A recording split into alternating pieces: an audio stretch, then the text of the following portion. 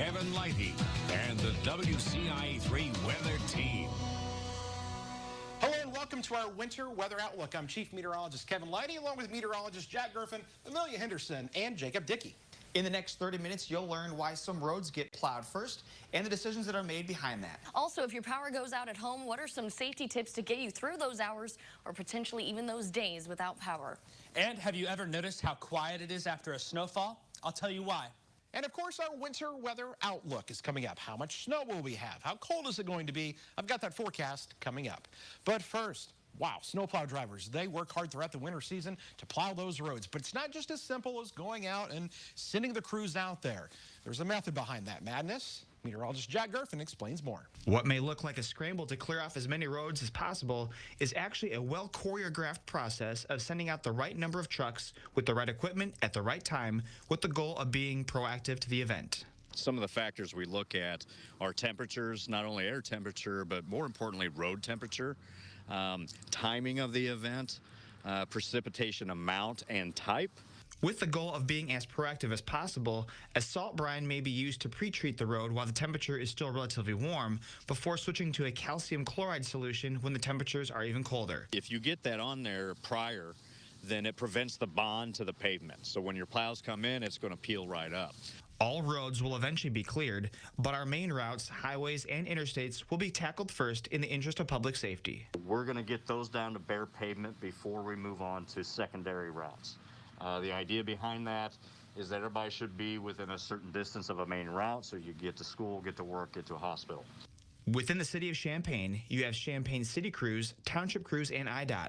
All these crews have their own jurisdiction and routes, so it may be confusing wondering where they are all going. You can see a truck, it might not make sense to the average person where, why didn't you just keep going? But that's probably because it's not our road to be taken care of. It may not always make sense, the routes they take, but what does make sense is safety. Everybody just help each other out, be cautious. If you don't have to travel when it's bad, please don't. That allows us more time and more freedom to get those roads in a condition that it is safe for the public to travel. All right, thanks, Jack. Well, driving in winter weather is probably one of the top reasons why some people may not like this season very much. It can be scary, especially when involved in an accident or sometimes multiple. I've had 2 major accidents with black ice. Maggie Woodham hasn't had the best luck driving in winter weather. Well, my first major accident was actually my freshman year of college, going back down to Eastern with my roommate. And I guess there was a crash ahead of us. And when we went to brake, it just spun my car around and I slammed into the back of a semi. But soon came a second crash that she would encounter on I-74 near Mahomet. Right on this bridge, I was leaving to go to, years later, go to my grad classes, and it seemed like a normal day, and hit a patch of black ice on the bridge and totaled my SUV. Sometimes known as black ice, it isn't really the color black, but instead it's a very thin layer of ice that is practically transparent, which makes it very hard to spot and forms quickly on bridges. We drive over bridges like this all the time in the winter, but what is it about this little patch of road that makes this more dangerous during the winter time? Well, it has to do with what's not under the bridge that makes it such of an issue. That would be the lack of any kind of ground underneath it. Most roads lose heat evenly over time, but unlike normal roads that have solid ground below them to help insulate them and keep them warm, bridges have cold air that reach both above and below the bridge, which results in quicker heat loss, meaning ice will form here first. The number one thing to remember, slow down. But if you do hit ice, remember these tips. Keep the steering wheel straight. Don't slam on the brakes. Instead, take your foot off of the accelerator to slow down and regain control. And of course, knowing ahead of time by staying weather aware. Oh, I am well prepared. I am always watching the weather, checking my weather app. Honestly, I don't try to drive out in a lot if I know it could be possible. Maggie came away with only minor injuries in both accidents, and her story should be an example of how quickly things can get out of control when driving in winter weather. Now, Jacob explains a little bit more about how differences in the type of snow can affect you. There is more to the snowfall forecast than how much snow is expected. It also matters what type of snow we expect. Very powdery and dry snow. Dry and powdery snow is better for sledding and can blow around easier, meaning when it's windy, it can fill back in over plowed roads. Heavy wet snow is great for snowmen and snow cream, but it is easier to plow since it sticks together well. That's why public works officials and road crews watch for this information closely. Whenever it's forecast, we're out there. We're planning ahead. Rick Baker is an operations supervisor for the city of Decatur, where he helps manage the city's fleet of plows and monitor road conditions. We get forecast in the morning and then a pavement forecast, condition of the pavements in the afternoons, and we go off that, and if something's forecast, we're out there, we're ready. Rick and his crew are ready for snow no matter how much and what type is expected. A heavy snow, that's going to be mainly a salting event. A dry, powdery snow, depending on the temperature, a lot of it will blow off the roads. We're not having to plow it so much. The bad thing about that is once it's down, if it starts blowing around, it starts drifting. We're fighting drifting, which heavy wet snow, we don't fight that as much. When we forecast a snowfall total, we'll not only share our forecast number, but we also share information about the type of snow to better help you plan for the storm. That's just another reason why we've been independently verified as Central Illinois' most accurate forecast for 9 years in a row. All right, thanks, Jacob. Before we go to break, check out this interesting winter weather fact. The Earth is actually closest to the sun during the winter, not the spring. It's the tilt of the Earth is what causes us to be warmer or cooler during the year. More of our winter weather outlook is coming up after the break.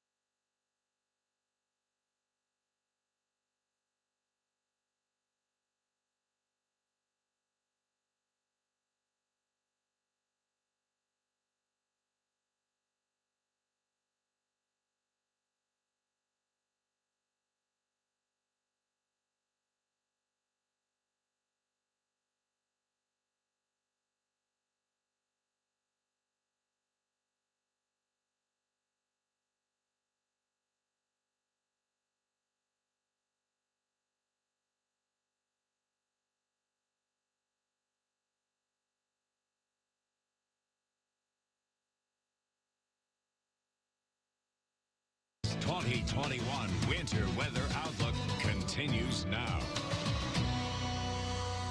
When it comes to ice, it takes way less ice than snow to cause impacts. One major impact ice can have is on the power infrastructure. Jacob Dickey shares how.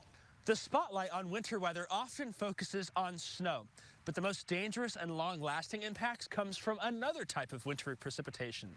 That's ice. We have had several icing events over the last couple of years. Power companies in the area do what they can to protect the electric grid from ice storms, but often they are at the mercy of Mother Nature. We build to a certain spec and try to make sure we maintain that, but the ice itself can just cause so much extra devastation there again with the wind on top of that. So. It is often the combination of the weight of the ice with the wind that can cause widespread damage. Ice just creates so much more weight on our lines. When you take an extra 500 pounds and start letting it sway back and forth in the wind, it can cause some major problems. Central Illinois is no stranger to ice storms and the devastating impacts. This past winter was just one of several in recent memory that brought significant ice to parts of our area. Back in January last year, that was one of those ice storms. It was the first, it came through and with a half-inch of ice, and It all just sat there and didn't sway, and we had a few minor outages, but then once the wind picked up, we started having major outages after that. It doesn't take much ice to damage the power infrastructure, especially when it accumulates fast. The weight of just 1/10 of an inch of ice on a single power line can be over 100 pounds, the weight of a large family dog. When 1/4 of an inch of ice sticks on power lines, it can weigh as much as an average male black bear. This is when significant damage begins to take place, especially if there's wind. A 1/2 inch of ice can cause extreme damage to the power infrastructure, leaving some out of power for weeks. That's the equivalent weight of at least 62 gallons of milk per segment of power lines. 1 whole inch of ice is catastrophic to trees and power lines. It's the same as hanging a grand piano from each power line. The devastation from this can leave whole communities in the dark for weeks. For reference, the Valentine's Day ice storm in 1990 left between 1 and 2 inches across Champaign-Urbana, causing $25 million of damage in today's money. We've had several ice storms over the years here in central Illinois. Learn more about some of them and see footage from the vault of the 1990 Valentine's Day ice storm that devastated Champaign-Urbana. You can find that on our website, WCIA.com. Thanks, Jacob. Well, it's only a matter of time before that happens again. And Amelia Henderson sat down with one person who experienced this firsthand. You may not remember any specifics from the central Illinois ice storm of 1990, but for Linda Bickers, it's one winter she'll never forget. We ended up without power for 10 days. As a result of the power outage, Bickers and her family had to evacuate their home for over half a month. We were asleep. I heard a loud crash. A tree branch got broke down and it tore the service off of our house. I could see flames out the upstairs window. So I called 911.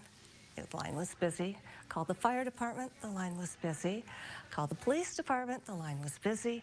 The only reason we have a house standing is it was brick. Years later, Bickers and her family were still affected by the damage from that ice storm. 10 years later, we tried to sell our home. We were forced to rewire the entire house, including the breaker box and the new wiring that had been redone 10 years prior to that, because we had to bring everything all up to code. Bickers made sure this was something that would never happen again, and there are ways you can prepare for a winter event like this too. Mother Nature is gonna give us the worst at times. Just try to be sure you have food, water, more blankets and coats, like you said, in case you don't have someplace to go right away. Thanks, Amelia. Waiting 10 minutes in the morning to get into a warm car feels great for us, right? But does it help with the longevity of the car? Jack Gerfen puts to rest an old myth. No one likes to get into an ice-cold car. That's why remote start has become quite common. Many cars nowadays can even start through an app too, making it very easy to warm up a car. But how long do you have to wait for a cold car to be warmed up in order to safely drive it? All of our modern cars nowadays use electronic fuel. That means we don't have to wait multiple minutes for our car to be warmed up. We pretty much can just start the car, wait about 30 seconds or so, and then that's enough time for the car to be safely warmed up for us to then be able to drive. Modern engines are designed to quickly get to a warm operating temperature, even if the outside temperature is cold and it feels cold inside your car. And even though the EPA states that cars are 12% less efficient in very cold temperatures, idling your car for multiple minutes a day just wastes fuel, money, and time. A car that just sits gets 0 miles per gallon. That's why easing into your drive after only a short amount of idling is best. Really, the most effective way to warm your car up is to just drive it. All right, thanks a lot, Jack. Warming up the car for just 10 minutes a day increases fuel consumption by around 15%. Now, Amelia tells us how we can save time this upcoming winter. If you live in central Illinois, most of us know the feeling of sitting inside the cold vehicle waiting for your front windshield to defrost, or you might have been a few minutes late to work from scraping the ice away. But there's one tip that you can buy some time during freezing weather, so I went around to see how many people already know about it. Windshield wipers up or down? Up. In case of freezing weather, what do? Do you leave your windshield wipers up, or do you put them down? They're down. Put them up. Okay, in case of freezing weather, do you put your windshield wipers up, or do you leave them down?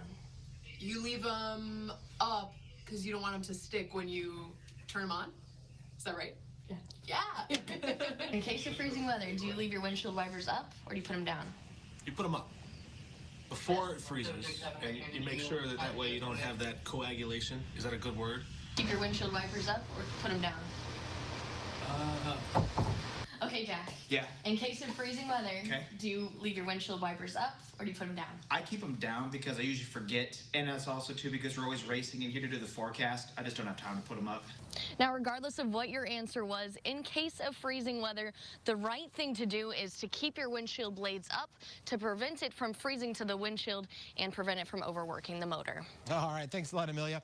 Hey, how about another fun weather fact before we go to break? More than 22 million tons of salt are used on U.S. roads each winter. That comes out to about 137 pounds of salt per person. The Winter Weather Outlook will return right after this. One thing.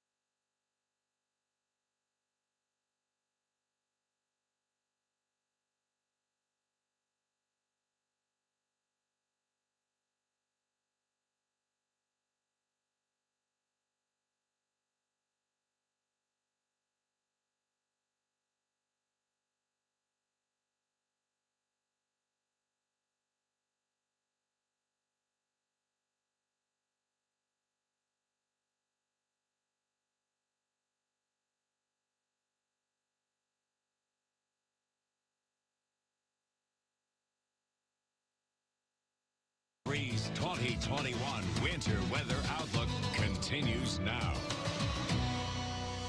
Harvest season is a busy time of year for farmers, but as we transition into the winter season, farmers are focusing on their livestock. Amelia went to the farm to see how they keep them safe.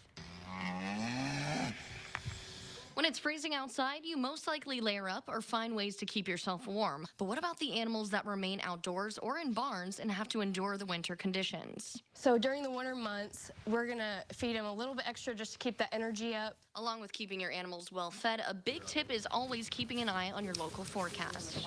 We watch the forecast. So if it gets below 20 degrees, then we bring them in. Sometimes we'll put straw down so that way they can be a little warmer. So the biggest thing for sheep is to keep the wind out of the barn. So what we'll do is we'll put carpet over the doors and the windows, just enough so that they can walk under, but the wind will not get through, so because sheep still need ventilation. Now, one of the most important tips is making sure these animals have access to fresh water. Now, if you don't have a water heater, the next best thing is take a stick and make sure to break up the ice. The most important thing to do in the winter is to keep that water from freezing. Some people will just kind of pick at the ice, but as you get into the later months, you're going to want a heater. Because it's going to thaw, it's going to freeze all the way through, and your animals won't have any water. A few other things to keep in mind are making sure you have a heating lamp along with keeping your water hose from freezing. The biggest thing for the lambs is to keep that heat lamp on them, and if it gets really cold or the lamb's really weak, we'll bring it to the basement. All right, thanks a lot, Amelia. All right, sometimes fresh air is best, no matter how cold, windy, or snowy it is. Jack has some training tips for those who still need to brave the elements this winter. The COVID-19 pandemic canceled the past 2 years of the Illinois Marathon in Champaign-Urbana, but come April, we'll be back to having thousands of runners pounding the pavement in search of their best times for up to 26.2 miles. With its normal date of the last weekend in April of 2022, Runners will start to train very soon, if not already. This means having training runs throughout the entirety of the winter. But really the whole challenge of running outside is just taking the first step to get outside. Once you're outside, you're good. Holding yourself accountable with your training can be hard when it's cold, but training with a partner really helps. The treadmill is always an option to avoid the cold, but there are many benefits to running outside, even in the snow with a slower pace. You feel so much better when you get done doing that and your achievement goals, and it's unbelievable. It's a running high, basically. Dressing for the conditions will be the most important thing when it comes to running outside. You want to pay extra attention to the extremities. That means wearing gloves, making sure your feet stay dry, wearing a nice hat or a headband, and to layer up. You can get tracks or ice joggers to get better traction when things get slick, but really it's the temperatures and the wind that will be the biggest obstacle. You should always dress like it's 10 degrees warmer because your body heat will take care of the rest. You know, you may feel a little chill when you first start running, but it'll subside pretty quick. Before and after your runs, drink more water than usual due to the drier air in the wintertime. And lastly, Lindemann offers the most helpful hint when running outside. Always run into the wind the first part of your run and run with it back, because then you don't get because you work up that sweat, you don't get the chill. And honestly, the tailwind helps a lot. There's a lot more fun coming back. All right, thanks, Jack. Of course, good luck to all the runners out there coming up here this spring. All right, every year we often get several people asking a question about sound in snow, and Jacob has more about that. Have you ever noticed how quiet it is when there's snow outside? As it turns out, there's a scientific reason why there's silence in the snow. The next time there's snow falling outside your house, just like this, you can step outside and hear how quiet it is. On a normal day, if the neighbor's kid was playing his trombone outside, you'd probably hear it loud and clear. But if they played when it was snowing outside, it would be a different story. That's because the snow would absorb some of the sound energy, meaning the sound would be much quieter than on a summer day. Combined with the power of billions of snowflakes in a winter storm, there's a lot of sound energy lost in the snow. Just a few inches of snow can help absorb as much as 60% of the sound in the air. That's a lot of quiet. Learn more about the science of silence in a snowstorm and other cool winter storm facts on our website, WCIA.com. All right, before we head to break, check out this winter weather fact, okay? It snowed in all 50 states, yeah, even Hawaii. Of course, this occurs mostly in the higher elevations, but the state that gets the most snow annually, that's Vermont with 90 inches a year. So what will we have here this winter? I've got my winter weather forecast coming up after the break. At Menards, get a stylish new floor with designers in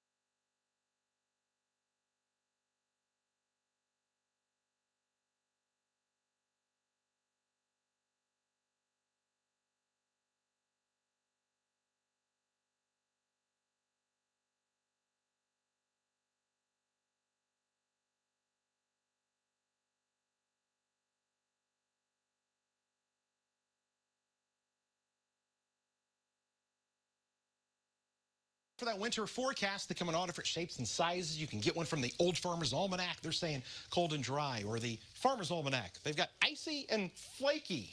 I don't know what that means. The National Weather Service and NOAA, they're saying above average with temperatures, and they're saying above average with precipitation. Now, a lot of this hinges on whether or not we're in a La Nina or what's called an El Nino pattern. And that has to do with what's happening with the temperatures on the equatorial Pacific. Just so happens, we're cooler than normal this year, a La Nina pattern. And this is the typical pattern you see here with the jet stream taking a dip here. You get some wetter conditions along the Great Lakes a lot of times. And the reason we know we are in La Nina, we look at the temperatures right here. Okay, colder, that's North America, South America, equator right there. And with those temperatures being as cold as they are, we know La Nina is coming our way. Just like what we had last year. This graph goes back to 2009 and it shows the blue, La Nina patterns, the red, El Nino, when you've got those temperatures above or below normal there. And so you can see, we can go back and look at other years and then compare them. So what we're doing is looking at the last 5 La Nina winters that were a weak or moderate pattern, and we take a look at the snowfall. 19, maybe as much as 26 inches like we had in 1995 and 96. Also, I like solar activity here. Are we in a solar minimum or a maximum? How much solar activity is really out there? Well, we hit that peak in July of 2025. We just had the minimum back here in about 2019, 2020. And so we're on this rise here. And with that, sometimes that can mean a little bit above normal with the temperatures there, but not by much. Also, snowpack to our north does a lot. How much snow up here in Siberia and Canada can play a role into what's going to be happening down here in our neck of the woods. So, what are we looking at with temperatures? We're going to go with near average. I think a very typical winter-like temperature profile will be seen here across parts of central Illinois. On average, 23 inches of snowfall in Champaign. This year, let's go ahead and say just a little bit above normal. We haven't really had anything yet so far, but I think that may change here in the coming months. We'll put you in that 23 to 26 inch range. And just for fun, how about a white Christmas? What are the chances? All right, we're going to give you about a 33% chance, a 1 in 3 chance to get some of that on Christmas morning. So here is your recap. We're in a La Nina pattern. We're going to see some increased solar activity here. Snowpack is higher to our north than normal, so that can play a role into getting some colder air down in here. But overall, average temperatures coming our way. With that snowfall between about 23 and 26 inches, and we'll give you a 33% chance that we might have a white Christmas this year. Well, that's going to do it for our show tonight. Thanks so much for joining us. But if you want to see these stories again, or of course view the entire show, you can visit our website at WCIA.com. And if you have a smartphone, download the WCIA3 weather app. It's free. And you can follow all of us on Facebook and on Twitter. All right, don't forget to have a little fun this winter season. Of course, stay safe. And for all of us here at WCIA3, we hope you have a great night.